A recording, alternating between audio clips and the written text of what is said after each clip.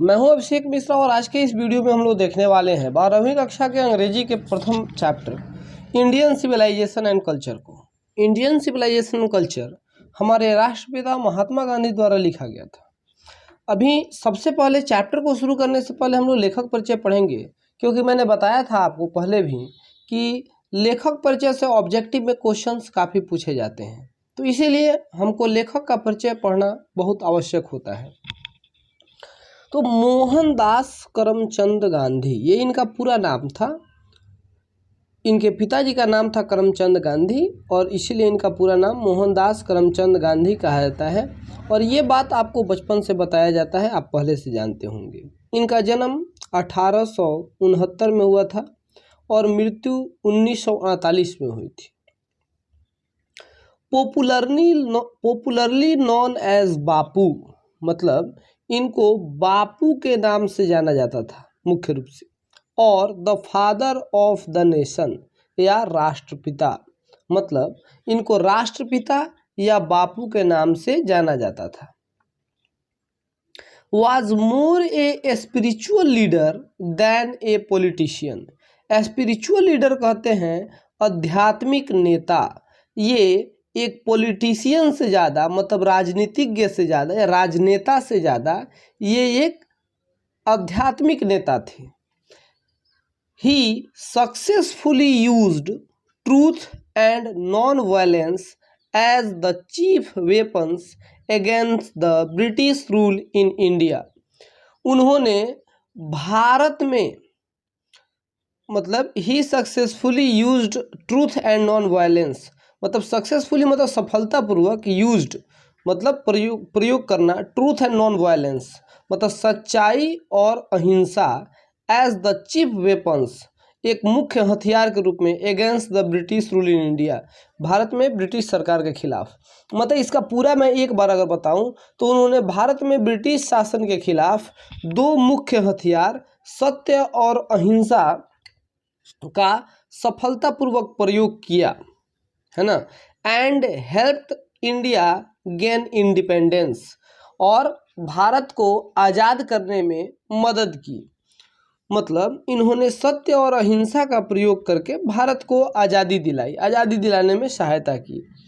अगला है from 1915 till 1948, 1915 से 1948 तक ही कम्प्लीटली डोमेन्ड इंडियन पॉलिटिक्स, मतलब इनका भारतीय राजनीति पर पूरा प्रभुत्व था। 1915 में ये आए थे दक्षिण अफ्रीका से और उसके बाद अपने मृत्यु तक भारत की राजनीति के प्रथम व्यक्ति तो थे। अगला, he died at the hands of A fanatic on 30 जनवरी 1948। ये फैनेटिक कहते हैं अतिवादी को, है ना, कट्टर लोग जो होते हैं, तो वो एक कट्टरवादी के हाथों 30 जनवरी 1948 को मारे गए। His autobiography my experiments with truth, मतलब उनकी आत्मकथा सच्चाई के साथ मेरा प्रयोग, या फिर ये नाम है तो इसका हिंदी क्या बताऊँ, माई एक्सपेरिमेंट्स विथ ट्रूथ। ये याद करिएगा कि उनकी आत्मकथा का नाम क्या था, मैं ये हाईलाइट कर देता हूँ, आपको याद करना होगा। देखिए ऑब्जेक्टिव क्वेश्चंस आपको यहाँ याद करना होगा। वो 30 जनवरी को मारे गए थे, ये याद रखना होगा। और उनकी ऑटोबायोग्राफी का नाम क्या है, माई एक्सपेरिमेंट्स विथ ट्रूथ। तो ये सब ऑब्जेक्टिव में पूछे जा सकते हैं। And the numerous articles that he wrote for young India, और उनकी बायोग्राफी जो है, और उसके अतिरिक्त कई लेख जिन्होंने यंग इंडिया के लिए लिखा था। अब यंग इंडिया क्या है सर, तो यंग इंडिया एक पत्रिका है। यंग इंडिया एक पत्रिका थी जो महात्मा गांधी ने शुरू किया था, और उसमें उसके माध्यम से वे अपने विचारों को भारतीय जनता तक पहुंचाते थे। तो यंग इंडिया को आप याद रखिएगा। And the speeches that he delivered on different occasions, और वैसे मतलब भाषण जो उन्होंने अलग अलग अवसरों पर दिए। Reveal him not only as a original thinker but also a great master of chess. मतलब जो भाषण उन्होंने विभिन्न अवसरों पर दिए थे, मतलब reveal him not only as an original thinker, न उन्हें सिर्फ एक वास्तविक विचारक के रूप में प्रकट करते हैं, थिंकर ओरिजिनल थिंकर मतलब वास्तविक विचारक के रूप में, और रिवेल मतलब प्रकट करना, but also as a great master of chess, बल्कि एक महान पवित्र व्यक्ति master of chess idiomatic English, तथा आइडोमिक का मतलब होता है मुहावरे जैसा, मुहावरेदार, तथा मुहावरेदार अंग्रेजी के लेखक के रूप में भी। मतलब ये सिर्फ एक विचारक नहीं थे, ये एक महान पवित्र व्यक्ति तथा मुहावरेदार अंग्रेजी के लेखक भी थे। In the following extract Indian civilization and culture, Gandhi ji talks about the sound foundation of Indian civilization, which has successfully withstood the passes of time। इसका मतलब हुआ, एक बार फिर से पढ़ते हैं। In the following extract Indian civilization and culture, Gandhi ji talks about the sound foundation of the Indian civilization, which has successfully withstood the passes of time। मतलब प्रस्तुत निचोड़, ये जो है एक्सट्रैक्ट मतलब होता है निचोड़, है ना। तो प्रस्तुत निचोड़ इंडियन सिविलाइजेशन कल्चर में गांधी जी बात करते हैं किस चीज़ के बारे में? भारतीय संस्कृति के आवाज़ निर्माण की बात करते हैं। मतलब भारतीय जो संस्कृति है, इंडियन सिविलाइजेशन, उसके साउंड फाउंडेशन की बात करते हैं, मतलब आवाज़ के निर्माण की बात करते हैं। Which has successfully withstood the passage of time, जो गुजरते समय के साथ खरे उतरते हैं, है ना। मतलब विथस्टूड मतलब अच्छा समझा जाना, तो वे गुजरते समय के साथ मतलब खरे उतरते हैं, समय के साथ वे जो परिस्थितियां हैं या जो हमारे नियम कानून थे वो काफ़ी समय के साथ खरे उतरते हैं। The western civilization which has the tendency to privilege maternity can not match the Indian civilization that elevates the moral being. मतलब पश्चिमी सभ्यता, है ना, the western civilization which has tendency of privilege maternity, मतलब जिसमें विशेषाधिकार के महत्व को दिखाने की प्रवृत्ति पाई जाती है ना। टेंडेंसी होती है मैटरनिटी की, मतलब विशेषाधिकार को मतलब दिखाने की प्रवृत्ति पाई जाती है। Can not match the Indian civilization that elevate the moral being, मतलब वो भारतीय सभ्यता की बराबरी कभी नहीं कर सकता जो नैतिक मूल्यों पर आधारित है ना। जो क्या करती है, एलिवेट्स द मोरल बीइंग, मतलब जो नैतिक मूल्यों को बढ़ावा देती है। इस प्रकार से हमारा कवि परिचय समाप्त होता है। अब हम इस पाठ को पढ़ने चलते हैं। इसका पहला पैराग्राफ है, I believe that the civilization India has evolved is not to be beaten in world. मतलब इवॉल्व मतलब होता है विकसित करना। तो मुझे विश्वास है कि जो सिविलाइजेशन मतलब सभ्यता भारत ने विकसित की है वह विश्व में कभी मात नहीं खा सकती, है ना। बीटन मतलब वो कभी हार नहीं सकती है। Nothing can equal the seed sown by our ancestors. Ancestors मतलब होता है पूर्वज, और सीड सोन मतलब बीज लगाना, खेतों में जो हम बीज लगाते हैं, तो कहीं हमारे पूर्वजों द्वारा बोए गए बीज की बराबरी कभी कोई नहीं कर सकता। नथिंग कैन इक्वल, है ना, कोई नहीं कर सकता। रोम वेंट मतलब रोम वाले चले गए, रोम सभ्यता की समाप्ति हो गई। Greece shared the same fate, मतलब यूनान के साथ भी वही हुआ। ग्रीस यूनान को कहते हैं। The might of Pharaohs was broken, मतलब फारस जो है उसकी भी शक्ति समाप्त हो गई। जापान हैज़ बिकम वेस्टर्नाइज्ड, और जापान जो है उसका भी पश्चिमीकरण हो गया। Of China nothing can be said, चीन के बारे में अभी कुछ नहीं कहा, चीन के बारे में भी कुछ नहीं कहा जा सकता। But India is still somehow or other sound at the foundation. इसका मतलब हुआ कि लेकिन भारत की सभ्यता अभी भी बरकरार है। आगे है, the people of Europe learn their lessons from writing of the men of Greek or Rome which exist no longer in their former glory. मतलब यूरोप के लोग उस यूनान और रोम के लोगों के लेखों से सीखते हैं जो अपने मतलब पुरानी फॉर्मर ग्लोरी मतलब पुराना जो उनका गौरव है उसको बहुत लंबे समय तक नहीं बरकरार रख सके। मतलब उन लोगों ने अपना पुराना गौरव खो दिया और यूरोप वाले उन्हीं से सीखते हैं। In trying to learn from them, और मतलब the Europeans imagines that they will avoid the mistakes of Greece and Rome. इसको ग्रीस भी कुछ लोग कहते हैं, कुछ लोग ग्रीक भी कहते हैं, आप देख लीजिएगा। तो उनसे सीखने के क्रम में यूरोपियों ने सोचा, यूरोपियंस इमेजिन मतलब उन लोगों ने सोचा that they will avoid the mistakes of Greece and Rome, कि वे रोम और ग्रीक द्वारा की गई गलती को नहीं दोहराएंगे। Such is their pitiable condition, मतलब इनकी दयनीय स्थिति ऐसी है।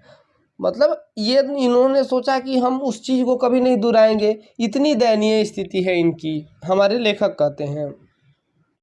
In the midst of all this, माने इन सब के बीच में India remains immovable and that is her glory. मतलब भारत अटल रहा, इमूवेबल मतलब नहीं भटक नहीं पाया, मतलब अपने रास्ते से हटा नहीं, अडिग रहा। And that is her glory, और यही इसका गौरव है। It is a charge against India, मतलब यह आरोप लगाया जाता है भारत के खिलाफ that her people are so uncivilised ignorant and stolid. मतलब ये भारत के लोगों पर आरोप है कि ये इतने असभ्य, जिद्दी और सुस्त हैं that it is not possible to induce them to adopt any change, कि ये लोग किसी भी बदलाव को स्वीकार नहीं सकते हैं। It is a charge really against our merit, मतलब यह दोष हमारे योग्यता के खिलाफ है।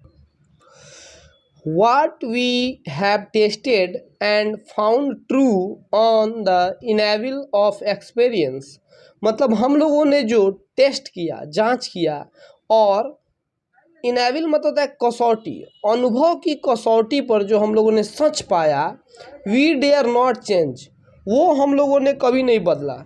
Many thrust their advice upon India, इसका मतलब है कि कई लोगों ने भारत पर अपना विचार थोपने का प्रयास किया।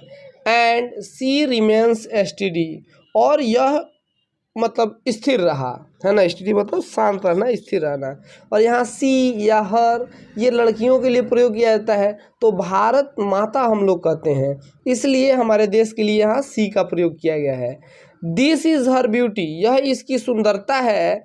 It is the street anchor of our hope, मतलब यह हमारी आशा का मुख्य आधार है। स्ट्रीट एंकर मतलब होता है मुख्य आधार। आपको कोई भी दिक्कत हो तो आप मुझसे व्हाट्सएप पे भी कांटेक्ट कर सकते हैं। मैंने पहले के वीडियोस में भी व्हाट्सएप नंबर दिया था, आज भी देता हूँ, 90069947 और 88, है ना, 90069947 और 88। इस नंबर से आप कांटेक्ट कर सकते हैं मेरा व्हाट्सएप पे। आपको पढ़ाई लिखाई से संबंधित कोई भी हेल्प चाहिए, इसके क्वेश्चन आंसर चाहिए, नोट्स चाहिए, तो आप उस पर कर सकते हैं। मैं नोट्स का PDF आपको अवेलेबल करवा दूंगा। तीसरा कह रहा है कि civilization is that mode of conduct. अब ये कंडक्ट का मतलब होता है चरित्र या आचरण, मतलब सभ्यता हमारे चरित्र या आचरण का वह आदर्श है which point out to man the path of duty, मतलब जो मनुष्य को उसके कर्तव्य का रास्ता दिखाता है। पाथ मतलब रास्ता और ड्यूटी मतलब कर्तव्य। वह हम मतलब सभ्यता हमारे चरित्र का मतलब वह आदर्श है जो मनुष्य के उसको कर्तव्य का रास्ता दिखाता है। परफॉर्मेंस ऑफ ड्यूटी मतलब परफॉर्मेंस ऑफ ड्यूटी का मतलब हुआ कर्तव्य का निर्वहन, है ना, कर्तव्य का पालन करना। एंड ऑब्जर्वेंस ऑफ मोरालिटी मतलब नैतिकता का अवलोकन। ऑब्जर्वेंस मतलब अवलोकन करना, ऑब्जर्व करना, समझते हैं ना। तो performance of duty and observance of morality are convertible terms. Convertible terms का मतलब होता है कि परिवर्तनशील पद, मतलब जो हमेशा परिवर्तनशील है, बदलता रहे। तो इस पूरे लाइन का मतलब होगा कि कर्तव्य का निर्वहन, performance of duty, and observance of morality मतलब नैतिकता का अवलोकन, आर कन्वर्टिबल टर्म्स, ये परिवर्तनशील पद हैं। To observe morality is to attain mastery over our mind and our passion. इसका मतलब है कि नैतिकता का पालन करके ही हम अपने मतलब दिमाग पर और भावनाओं पर, जुनून पर नियंत्रण रख सकते हैं, मतलब मास्टरी कर सकते हैं, एकदम नहीं होता उस पर कंट्रोल, उसको अपने कंट्रोल में कर लेना। So doing we know our self मतलब ऐसा करके हम अपने आप को जानते हैं। The Gujarati equivalent for civilization means good conduct. Gujarati में सभ्यता का अर्थ होता है अच्छा चरित्र, मतलब गुजरात में अच्छा चरित्र होना ही सभ्यता का प्रतीक माना जाता है। चौथा पैराग्राफ कहता है if this definition be correct, अगर यह परिभाषा सही है, देन इंडिया तब Bharat, as so many writers have shown मतलब जैसे बहुत से लेखकों ने इसको दिखाया है, शोन मतलब दिखाना, बहुत से लेखकों ने इसे दिखाया है। Has nothing to learn from anybody else मतलब कि इनसे कुछ भी सीखने की ज़रूरत नहीं है। And this is as it should be और यह ऐसा ही है जैसा इसे होना चाहिए। मतलब इस पूरे का अर्थ क्या है, अगर यह परिभाषा सही है तो बहुत से लेखकों ने भारत को जैसा बताया है उनसे कुछ भी सीखने की ज़रूरत नहीं है ना। मतलब जो लेखक लोग भारत के बारे में बताते हैं उनसे कुछ सीखने की ज़रूरत नहीं है, जो ये दिखाते हैं कुछ सीखने की ज़रूरत नहीं है। क्यों? क्योंकि भारत ऐसा ही है जैसा इसे होना चाहिए, है ना। एंड दिस इज एज मतलब यह ऐसा ही है, इट शुड बी जैसा कि इसको होना चाहिए, माने दूसरे लोगों से हमें कुछ सीखने की ज़रूरत नहीं है। पांचवा देखते हैं, we notice that the mind is a restless bird मतलब हम देखते हैं, हम ध्यान देते हैं कि दिमाग जो है वो एक मतलब रेस्टलेस बर्ड है, मतलब कभी आराम नहीं करने वाला पक्षी है। The more it gets the more it wants मतलब इसको जितना दो इसको उतना ही चाहिए, उतना ज़्यादा यह चाहता है, जितना इसको मिलता है उतना ही ज़्यादा यह चाहता है। एंड स्टिल रिमेन्स अनसेटिस्फाइड और यह मतलब फिर भी असंतुष्ट रहता है, मतलब इसको जितना दो इसको और उतना चाहिए और फिर भी असंतुष्ट रहता है। The more we indulge in our passion मतलब जब हम अपने पैसन में मतलब अपने भावनाओं में जितना लिप्त होते जाते हैं, इंडल्ज मतलब लिप्त होना, the more unbridled they become मतलब ये उतना ही अनियंत्रित होते जाते हैं। अनब्रिडल्ड मतलब कंट्रोल से बाहर, जो कंट्रोल में नहीं, अनियंत्रित होते जाते हैं। आवर एंसेस्टर्स मतलब हमारे पूर्वज, है ना, पूर्वज, एंसेस्टर्स पूर्वज कहते हैं। Therefore set a limit of our indulgence मतलब इसलिए हमारे पूर्वजों ने मतलब तृप्ति की एक सीमा तय कर दी, मतलब जो हमारी संतुष्टि है उसकी एक सीमा तय कर दी। They saw that happiness was largely a mental condition उन्होंने ऐसा देखा कि खुशी का संबंध मतलब मानसिक परिस्थिति से है, हैप्पीनेस जो है ये मेंटल कंडीशन है, वो मानसिक परिस्थिति से है। मतलब इसको भौतिक सुखों से बहुत ज़्यादा मतलब नहीं होता है कि हाँ हमको लगता है कि हमारी गाड़ी हो जाएगा तो मैं सुखी हो जाऊंगा, मेरे पास बड़ा बंगला हो जाएगा तो मैं सुखी हो जाऊंगा। तो इसका कोई संबंध मतलब भौतिक सुखों से नहीं है। खुशी जो है वो मानसिक सुख से मिलती है। छठे पैराग्राफ को देखते हैं। A man is not necessarily happy because he is rich.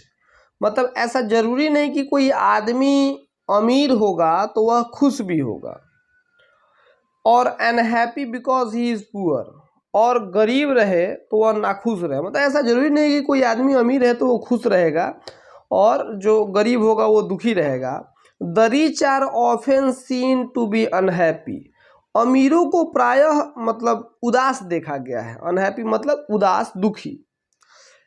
The poor to be happy, और गरीबों को खुश देखा जाता है अधिकतर। मिलियंस विल अवे रिमेन्स पुअर। लाखों लोग हमेशा गरीब रहते हैं। ऑब्जर्विंग ऑल दिस, मतलब इन सब को देखने के बाद, आवर एंसेस्टर्स डिसीडेड। डिसीडेड मतलब क्या होता है, या दूर रखना। मतलब our ancestors dissuaded us from luxuries and pleasure. मतलब इन सब को देखते हुए हमारे पूर्वजों ने हमें आराम से और आनंद से दूर रखा। अब है we have managed with the same kind of law as existed thousands of year ago. हम लोग आज भी मतलब उसी प्रकार जी रहे हैं जैसे हजारों साल पहले थे। We have retained the same kind of cottage that we had in former times and our, नहीं फॉर्मर टाइम्स इतना ही पर रखते हैं क्योंकि वाक्य ज़्यादा लंबा होगा तो आपको दिक्कत होगा। तो we have retain the same kind of cottage. Cottage मतलब होता है झोपड़ी। मतलब हम लोग की झोपड़ी उसी प्रकार है that we had in former times, जो पुराने समय में रहता था, है ना। And our indigenous education remains the same as before. और हमारी स्वदेशी शिक्षा, इंडिजीनियस मतलब अपने देश की, स्वदेशी शिक्षा भी वैसी ही है जैसे पहले थी। सेम एज बिफोर, जैसे पहले थी। We have had no system of life corroding competition. मतलब हमारे पास जीवन बर्बाद करने वाली प्रतियोगिता पद्धति कोई नहीं है। लाइफ कोडिंग मतलब जीवन बर्बाद करने वाली, और कंपटीशन मतलब प्रतियोगिता। हमारे पास जीवन बर्बाद करने वाली कोई प्रतियोगिता नहीं है। मतलब ये कहते हैं कि जैसे विदेशों में लोग एक दूसरे से प्रतियोगिता करते हैं, चाहे वो आर्थिक प्रतिस्पर्धा हो या कोई भी प्रतिस्पर्धा हो, एक दूसरे को पीछे छोड़ने में सब लोग लगे हुए हैं। तो ये इससे जीवन बर्बाद होता है, ऐसा महात्मा गांधी का सोचना है। Each followed his own occupation or trade and charged a regular wage। मतलब हर कोई अपने पेशे या व्यापार में लगा हुआ है, मतलब नियमित रूप से लगा हुआ है, हमेशा लगा हुआ है। रेगुलर वेज मतलब हमेशा मतलब अपने पेशे या व्यापार में हर कोई लगा हुआ है। It was not that we did not know how to invent machinery. ऐसा नहीं है कि हम लोग मशीनरी का आविष्कार नहीं जानते थे। मशीनरी मतलब आप समझते हैं ना, मशीनों से उत्पादन करना, तो वो हम लोग नहीं जानते थे, ऐसा नहीं है। But our forefathers knew that, लेकिन हमारे पूर्वज जानते थे। फॉर फादर्स मतलब पूर्वज। If we set our hearts after such things, कि अगर हम इन चीज़ों में उलझ गए तो we should become slaves and lose our moral fibre. तब हम अपनी नैतिकता खो देंगे। जो हमारे नैतिक नियम है, नैतिकता जो है वो हम खो देंगे। They therefore after the deliberation decided that we should only do what we could with our hands and feet. और ये सब देखने के बाद उन लोगों ने फैसला किया कि हम वही करेंगे जो हम अपने हाथ और पैरों से कर सकते हैं। They saw that our real happiness and health consisted in a proper use of our hands and feet. मतलब उन्होंने देखा कि हमारी खुशी और हमारे स्वास्थ्य हमारे हाथ और पाँव के इस्तेमाल करने में ही है। सातवें पे देखते हैं, सातवां क्या है। They further reasoned that a large cities were a snare and a useless encumbrance and that people would not be happy in them. उन्होंने पाया कि मतलब जो बड़े शहर थे, large cities, were a snare मतलब वो जाल के समान थे, है ना, एंड ए यूजलेस इनकम्ब्रेंस मतलब और बेकार के बोझ की तरह थे, and that people would not happy in them और लोग उनमें खुश नहीं थे, that there would be gangs of thieves and robbers मतलब वहां चोरों और डाकुओं का गैंग रहता था, prostitution and vice flourishing in them और मतलब उनमें बुराइयां फैली रहती थीं, and that poor man would be robbed by rich man और गरीब लोग मतलब अमीर लोगों द्वारा लूटे जाते थे, उनका शोषण होता था। They were therefore satisfied with a small village, इसीलिए वे लोग गांव से खुश थे। कौन लोग? हमारे पूर्वज। उन्होंने देखा था कि शहरों में कितनी कितनी बुराइयां होती हैं, इसीलिए वे लोग गांवों से ही खुश थे, है ना। ये प्रोस्टिट्यूशन एक वर्ड है, इसका मतलब होता है वैश्यावृत्ति। वैश्यावृत्ति भी मतलब शहरों में एक बुराई होती है, तो इसका एक वर्ड का आप देख लीजिएगा। यहाँ आठवें पे आते हैं।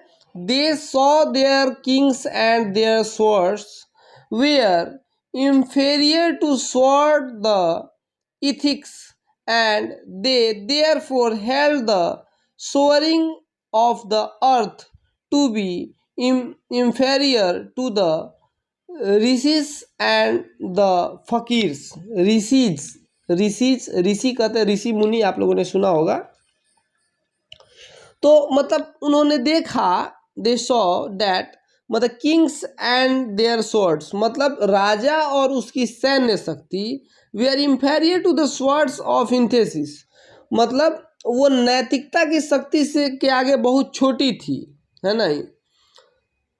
मतलब इंफेरियर मतलब छोटा होना और स्वॉर्ड्स ऑफ इंथेसिस मतलब नैतिकता की शक्ति, and they therefore held the sovereigns of the earth to be inferior to the rishis and the fakirs. और इसलिए उनका मानना था कि इस धरती की बादशाहत, है ना, स्वरिंग ऑफ द अर्थ मतलब इस धरती की बादशाहत ऋषि मुनि एवं फकीरों के सामने मतलब छोटी थी। A nation with a constitution like this मतलब वह देश जिसका संविधान ऐसा हो, is fitter to teach others than to learn from others मतलब वैसा देश जिसका संविधान ऐसा हो, उसे दूसरों को से सीखने की जरूरत नहीं है बल्कि उनको सिखाने की जरूरत है। ये अपने देश के बारे में कह रहे हैं। दिस नेशन हैड कोर्ट्स इस देश के पास कचहरी हैं, लॉयर्स मतलब वकील हैं, एंड डॉक्टर्स और डॉक्टर्स हैं, but they were all within bounds लेकिन सभी एक सीमा के अंदर हैं। everybody knew that these professions were not particularly superior वे लोग जानते थे कि मतलब उनका पेशा मतलब अकेले कोई विशेष पेशा नहीं है, मतलब अकेले वो बहुत महान है ऐसी कोई बात नहीं है। Moreover these vakils and vaids did not rob people और सबसे बड़ी बात है कि ये वकील और वैद्य जो थे वो दूसरों को लूटते नहीं थे। दे वेयर कंसिडर्ड पीपल्स डिपेंडेंस मतलब उन्हें जनता का सेवक माना जाता था, नॉट देयर मास्टर्स न कि मालिक। वे जनता के सेवक थे, मालिक नहीं थे। जस्टिस वाज टोरेबली फेयर मतलब न्याय जो था वो संतोषप्रद था। The ordinary rules was to avoid courts, है ना, सामान्यतः लोग कचहरी से दूर रहते थे। There were no touts to lure people into them, मतलब उनमें कोई दलाल नहीं था जो लोगों को वहाँ पे लेके जाए। This evil was too noticeable only in and around capitals, मतलब यह बुराई भी मतलब noticeable only in around capitals, पूंजी के आसपास ही दिखती थी, मतलब जो अमीर लोग थे उन्हीं के पास ये बुराइयां दिखती थी। The common people lived independently and followed there agriculture occupation, सामान्य लोग जो थे वो स्वतंत्र रहते थे और अपने मतलब कृषि के पेशे को चुनते थे, एग्रीकल्चर ऑक्यूपेशन। दे इंजॉयड ट्रू होम रूल, और वे लोग मतलब अपने सच्चे गृह नियम का पालन करते थे, मतलब गृह शासन का पालन करते थे। The Indian civilisation as described by me has been so described by votaries. Votaries का मतलब होता है समर्थक, इट्स वोटरीज मतलब इसके समर्थक। तो भारतीय सभ्यता का जैसा वर्णन मैंने किया है वैसा ही वर्णन इसके समर्थकों ने भी किया है। In no part of the world as understand no civilization have all men attained perfection, मतलब विश्व का कोई ऐसा भाग नहीं है जहाँ के सदस्यों ने मतलब जहाँ के लोगों ने पूर्णता पा लिया हो, मतलब वो परफेक्ट हो गए हैं, परफेक्शन पा लिए हो। The tendency of Indian civilizations is to elevate the moral wings. Elevate का मतलब होता है कि बढ़ावा देना या फैलाना। तो the tendency of Indian civilization मतलब भारतीय सभ्यता का टेंडेंसी है, स्वभाव है, to elevate the moral being मतलब नैतिकता को बढ़ावा देना। मोरल विंग मतलब नैतिकता, ये भारतीय सभ्यता का विशेषता है। That of the western civilization is to propagate immorality, जबकि पश्चिमी सभ्यता जो है वो अनैतिकता को बढ़ावा दे। इमोरलिटी मतलब अनैतिकता को, प्रोपेगेट का मतलब ही होता है बढ़ावा देना। तो जहाँ भारतीय सभ्यता नैतिकता को बढ़ावा देती है वहीं पश्चिमी सभ्यता अनैतिकता को बढ़ावा देती है। द लेटर इज गॉडलेस मतलब दूसरा जो है वो भगवान को नहीं मानता। दूसरा कौन? पश्चिमी सभ्यता के लोग। The former is based on a मतलब जो पहला है वो आधारित है बिलीफ इन गॉड मतलब भगवान पे विश्वास करता है। मतलब जो दूसरा है मतलब पश्चिमी सभ्यता वो भगवान पे विश्वास नहीं करता, जबकि जो पहला है यानी कि भारतीय सभ्यता ये भगवान पे विश्वास करता है। So understanding and so believing मतलब कि कितना यह स्पष्ट है और कितना विश्वास योग्य है। It behoves every lover of India to cling to the old Indian civilisation even as a child clings to mother's breast. मतलब यह कितना समझने योग्य है और कितना विश्वास योग्य है कि भारत के प्रत्येक प्रेमी को मतलब प्रत्येक भारत प्रेमी का कर्तव्य है कि cling to old Indian civilization मतलब अपने पुरानी सभ्यता को अपने से ऐसे चिपका ले। क्लिंग मतलब चिपकाना। Even as a child cling to the mother's breast, जैसे माँ अपने बच्चे को मतलब माँ बच्चे को अपने छाती से चिपका के रखती है। प्रत्येक भारतीय का एक कर्तव्य है कि वो भी अपने सभ्यता को उसी प्रकार सीने से चिपका ले। 10वां पैराग्राफ देखते हैं। I am no hater of the west मतलब मैं पश्चिम का विरोधी नहीं हूँ, मैं पश्चिम सभ्यता से नफरत नहीं करता हूँ।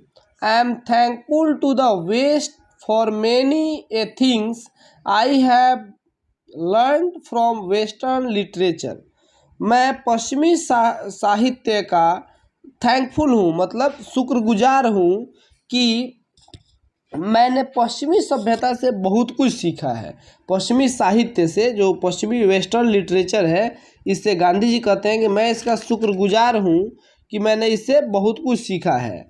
But I am thankful to modern civilization for teaching me that if I want India to rise to its fullest height. मतलब लेकिन मैं आधुनिक सभ्यता का भी शुक्रगुजार हूँ कि उसने मुझे सिखाया कि I want India to rise to its fullest height, कि मैं भारत को इसके अधिकतम ऊंचाई तक पहुंचाना चाहता हूं। फुलेस्ट हाइट मतलब इसकी पूरी जो ऊंचाई है वो मैं उसको सिखाना चाहता हूं, सर्वोच्चतम ऊंचाई पर ले जाना चाहता हूं। I must tell my countryman frankly that, countryman मतलब अपने देश के लोगों से, तो मैंने अपने देश के लोगों से फ्रैंकली मतलब साफ साफ कहा है, after years and years of experience of modern civilization. मतलब पश्चिमी सभ्यता की, मतलब जो आधुनिक सभ्यता की सालों साल का जो अनुभव रहा है, आई have learn one lesson from it, मैंने इससे एक चीज़ सीखा है, एक पाठ सीखा है, एंड दैट इज़ दैट, और वह यह है कि we must shun in all costs, मतलब हमें हर कीमत पर इससे दूर रहना चाहिए। सन मतलब दूर रहना, मतलब पश्चिमी सभ्यता से इनका ये अनुभव रहा है कि हमें हर कीमत पर इससे दूर रहना चाहिए। 11वां पैराग्राफ है, what is the modern civilization, यह आधुनिक सभ्यता क्या है। It is the worship of material, यह वस्तुओं की पूजा है, भौतिकवाद की पूजा है। इट इज़ द वर्शिप और of the brute in us, मतलब यह हमारे अंदर छिपे शैतान की पूजा है।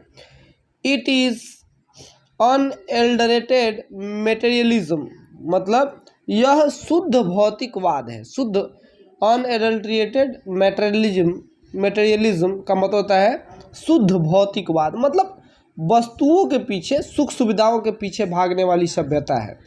And modern civilization is nothing, और यह आधुनिक सभ्यता कुछ भी नहीं है, if it does not think at every step of triumph of material civilization, मतलब यह आधुनिक सभ्यता कुछ भी नहीं है अगर मतलब भौतिक सभ्यता की जीत के लिए कोई जश्न को अगर ना मनाया जाए, है ना।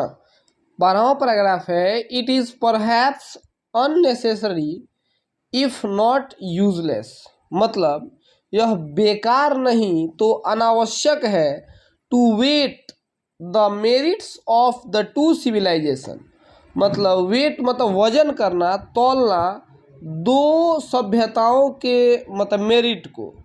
कहने का मतलब है कि यह बेकार नहीं तो अनावश्यक है कि दो सभ्यताओं के गुणों को तौला जाए, यानी कि उन पर विचार किया जाए, एक साथ उनकी तुलना की जाए।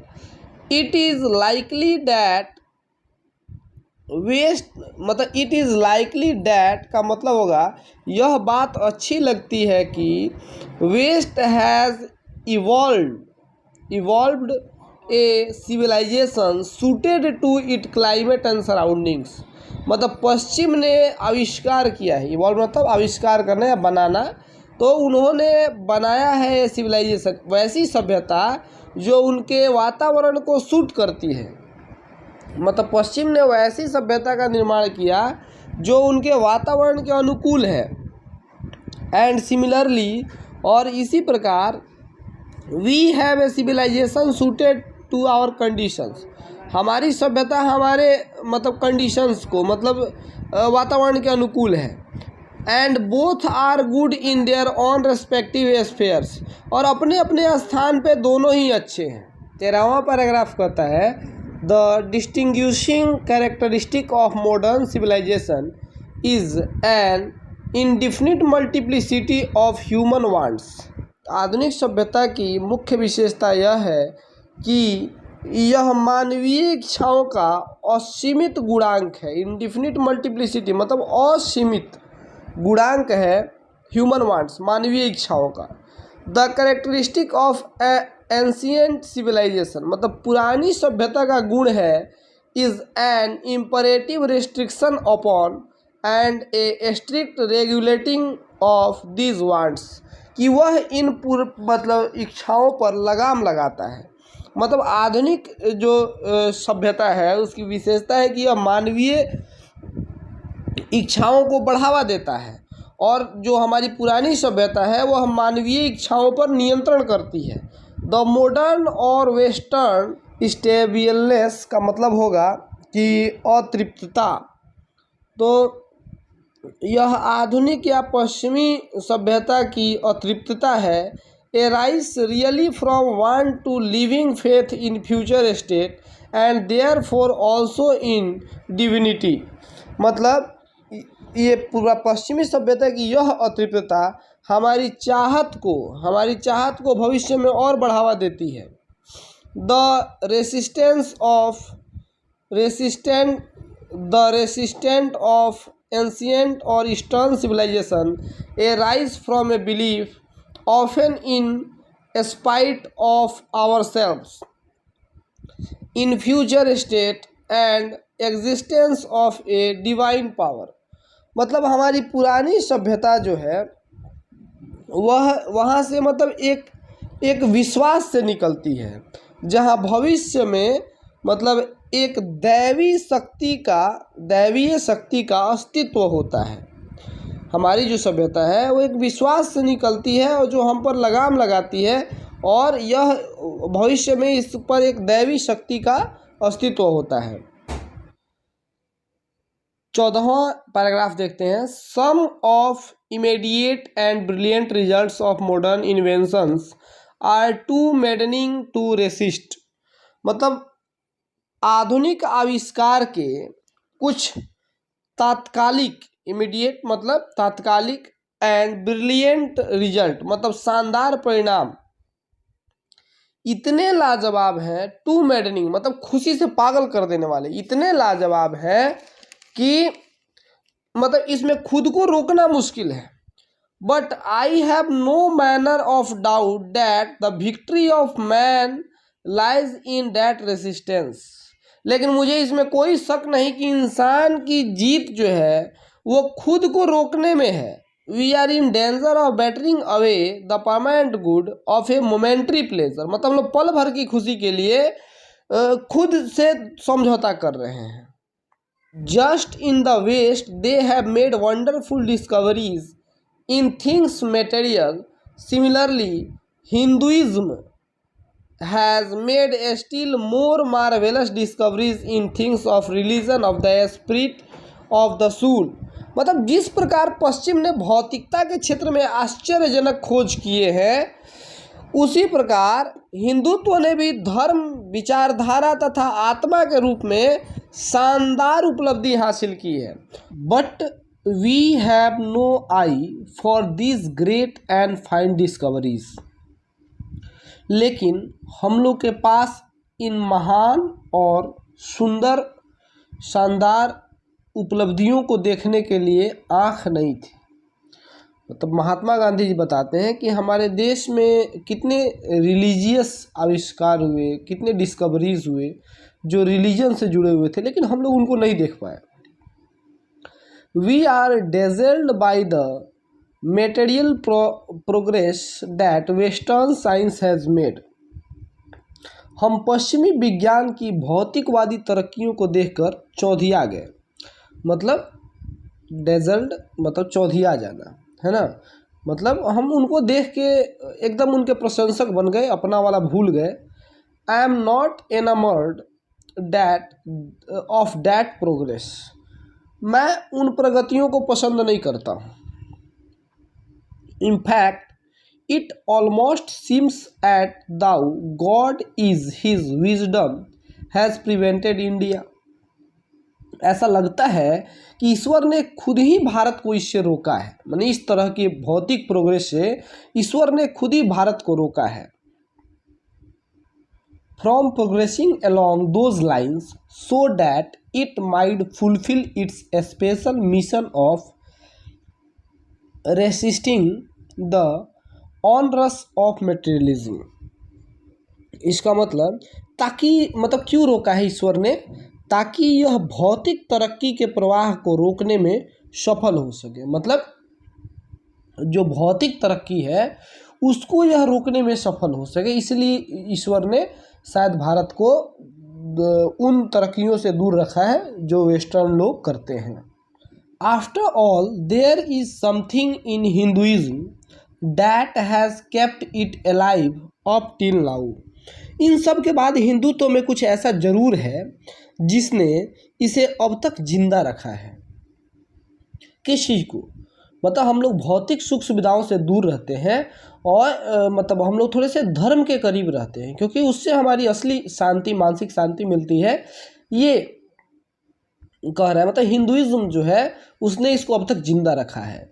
It has witnessed the fall of Babylonian, Syrian, Persian and Egyptian civilisation.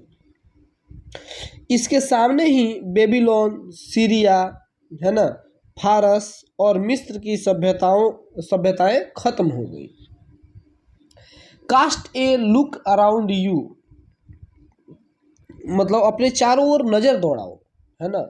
Where is ये क्या है, rotten and where is, sorry Rome है ये, माफ़ कीजिएगा, थोड़ा सा मिट गया इसलिए दिक्कत हो रहा है। Where is Rome and where is Greece, मतलब रोम और ग्रीस कहाँ है। क्या ग्रीस यूनान को कहते हैं। Can you find today anywhere from Italy of Gibbon, मतलब या इसको गिबॉन भी कहते हैं, कि क्या तुम अब कहीं मतलब गिबॉन को पाते हो। इटली ऑफ गिबॉन मतलब क्या तुम अब कभी गिबॉन को पाते हो। और rather the ancient Rome, for Rome was Italy, या फिर पुराने रोम को, वैसे रोम ही अब इटली हो गया है। गो टू ग्रीस, तुम यूनान जाओ, है ना। Where is the world famous Attic civilisation, जहाँ विश्व प्रसिद्ध एथेंस सभ्यता है। एटिक सिविलाइजेशन एथेंस सभ्यता कहते हैं। देन कमिंग टू इंडिया, और तब भारत आए। Let one go through the most ancient records and then look around you and you would be concentrated to say yes I see here ancient India still living. इसका मतलब कि तुम जब प्राचीन सभ्यता को देखोगे, तुम आज के भारत को देखो, तुम कहने पर मजबूर हो जाओगे कि हाँ, मैंने आज भी पुराने भारत को जिंदा देख रहा हूँ। मतलब तुम जब चले जाओगे यूनान और वहाँ देखोगे कि वहाँ कुछ मतलब प्राचीनता नहीं है, सब कुछ एकदम बदल चुका है। लेकिन तुम भारत आओ और भारत को देखो, तब तुम्हें लगेगा कि मैं आज भी प्राचीन भारत को देख रहा हूँ, क्योंकि भारत के लोगों ने उसे अभी तक जिंदा रखा है ना। True there were dung heaps, मतलब यह सच है कि यहाँ गोबर के ढेर है। टू हेयर एंड देयर, मतलब यहाँ वहाँ। But there is a rich treasure buried under them, लेकिन उसमें कीमती खजाना छुपा हुआ है। And the reason why it is survived in that the end which Hinduism set before it was not development among material but spiritual lines। और इस सभ्यता के अब तक जीवित रहने का कारण यही है कि हिंदुत्व जो है वो भौतिकता के जगह आध्यात्मिकता को मतलब वैल्यू देता है। हम लोग स्पिरिचुअल लाइंस हम लोगों ने बनाया है, मटेरियल मतलब लाइंस नहीं बनाया है। हम लोगों ने भौतिकता के जगह पे मतलब आध्यात्मिकता को बढ़ावा दिया है हिंदुत्व ने। 20वां, our civilisation, our culture, our swaraj depend not upon multiplying our wants। मतलब हमारी सभ्यता, हमारा मतलब कल्चर, संस्कृति, हमारा Swaraj depends not upon multiplying और वांट्स, मतलब हमारी इच्छाओं को बढ़ाने में नहीं है। मतलब हमारी जो संस्कृति है वो हमारी इच्छाओं को बढ़ावा नहीं देती है। Self indulgence but open restricting wants self Daniel. मतलब यह इच्छाओं के प्रति माने इच्छाओं को प्रतिबंध लगाने पे जोर देती है और त्याग पर जोर देती है। European civilisation is not doubt suited for the Europeans. मतलब इसमें कोई संदेह नहीं है कि यूरोपियन की सभ्यता उनको सूट करती है। But it will mean ruin for India if we endeavor to copy it. लेकिन मतलब हम उनकी नकल करेंगे तो हम बर्बाद हो जाएंगे। This is not to say that we may not adapt or assimilate whatever may be good and capable of assimilation by us. मतलब इसका मतलब यह नहीं कि हम उनकी अच्छी बातों को अपनाने से मतलब बचेंगे, उनकी अच्छी बातों को नहीं अपना सकते। As it does not also means, लेकिन इसका मतलब यह भी नहीं है that even the European will not have to part with whatever evil might have crept into it. कि मतलब इसका यह भी अर्थ नहीं कि यूरोप वाले अपनी बुरी चीज़ों को दूर न करें, उनमें जो बुराइयां हैं उसको वो दूर न करें, इसका यह भी मतलब नहीं होता है। The insistent search for material comforts and their multiplication is such an evil। मतलब लगातार भौतिक सुखों की तलाश में रहना इतना बुरा है। and it make bold to say that Europeans themselves will have to remodel their outlook। और मतलब मैं यह बेबाकी से कह सकता हूँ कि यूरोपवासियों ने अपने दृष्टिकोण में मतलब यूरोपवासियों को अपने दृष्टिकोण में बदलाव लाना हो। If they are not perish under the weight of comforts to which they are becoming slaves. मतलब अगर उन्होंने ऐसा नहीं किया तो वे आराम में दबकर खुद ही मर जाएंगे। It may be that my regarding is wrong. यह हो सकता है कि मेरा सोच गलत हो। But I know that India to run after the golden fleece is to court certain death। लेकिन मैं भारत के लिए कह सकता हूँ कि अगर भारत इसके पीछे भागे तो मौत निश्चित है। Let us engrave on our hearts the motto of a western philosopher. मतलब चलो हम एक पश्चिमी दार्शनिक के इस बात को याद करें। Plain living and high thinking. मतलब सिंपल रहो, सादा जीवन बिताओ और ऊंचा सोचो। Today it is certain that the millions can not have high living and we the few who profess to do the thinking for the the masses run the risk in a vain search after high living of missing high thinking। कहने का मतलब है कि आज तो यह निश्चित है कि लाखों लोगों का जीवन स्तर ऊंचा नहीं हो सकता है। कुछ लोग जनता के बारे में सोचते हैं, वे भी ऊंचे जीवन की खोज में ऊंचे विचारों को भूल जाते हैं।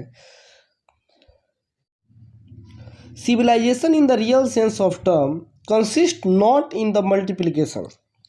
मतलब सभ्यता वास्तव में अपनी इच्छाओं को बढ़ाने का नहीं, but in the deliberate the voluntary restriction of wants.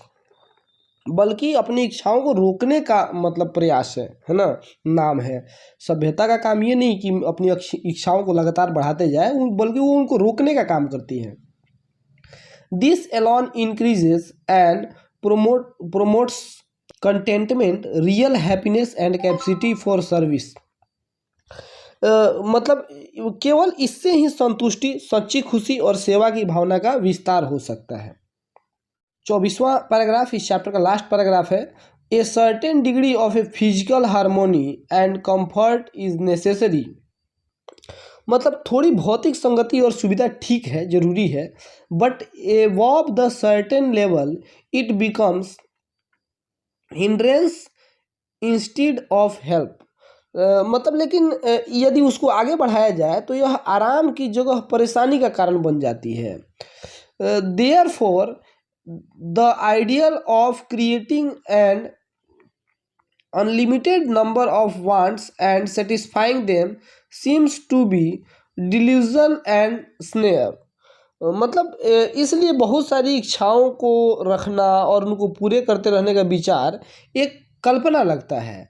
The satisfaction of one's physical need, even the intellectual need of one's narrow self must meet at a certain point a dead डेड स्टॉप। कहने का मतलब है कि मतलब किसी की शारीरिक आवश्यकताओं या बौद्धिक आवश्यकताओं को एक खास बिंदु पर रुक जाना चाहिए, वरना मतलब before it degenerates into physical and intellectual voluptuousness. मतलब अगर यह नहीं रुका तो यह शारीरिक और भौतिक विलासिता में समाप्त हो जाएगा। A man must arrange his physical and cultural circumstances so that they do not hinder him it his service of humanity on which all his energies should be concentrated। मतलब मनुष्य को अपने शारीरिक एवं सांस्कृतिक परिस्थितियों को इस तरह व्यवस्थित करना चाहिए कि उसे मानवता की सेवा में रुकावट ना आए और जहां वह अपनी सारी ऊर्जा लगा सके। इस प्रकार हमारा ये चैप्टर ख़त्म होता है और आज के इस वीडियो में बस इतना ही। अगले वीडियो में इसके हम लोग समरी को और क्वेश्चन आंसर को देखेंगे। Thank you.